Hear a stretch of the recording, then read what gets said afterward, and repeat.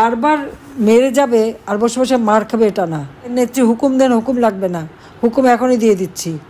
এক গালে চর মারলে আর এক গাল পেতে দেওয়া না, পারলে আর একটা চর কষে মারা। কাজে যে আমরা এটা করতে পারবো ওটা করতে পারবো বললে হবে না, এখন থেকে করা শুরু করতে হবে। কবে সময় আসবে সেটা না। হ্যাঁ, আমরা প্রতিশোধ আগে নেইনি।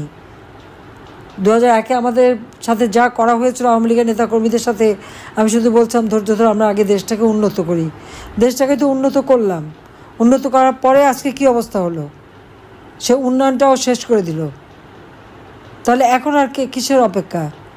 যার যা আছে যে যেভাবে পারবে, যাকে যারা ক্ষতি করেছে তার উপরে যে যেভাবে পারবেন তাদের শিক্ষা দিতে হবে যে বারবার মেরে যাবে আর বসে বসে মার খাবে এটা না।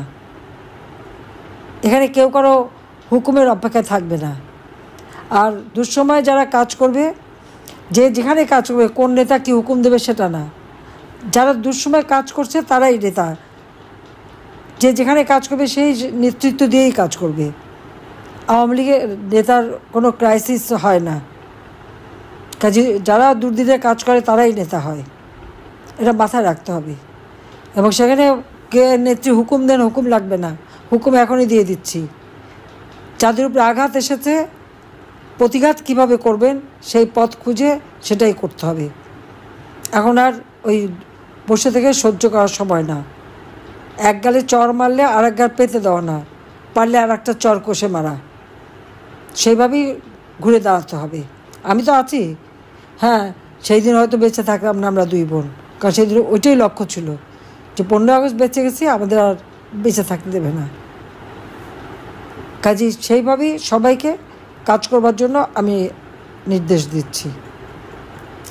বেঁচে যখন আছি, আল্লাহ বারবার বাঁচিয়ে রাখে, কেন জানি না, কিন্তু বাঁচায়। নিশ্চয় আল্লাহ আমাকে দিয়ে কোনো কাজ করাবেন বলেই আমাকে বাঁচিয়ে রেখেছেন।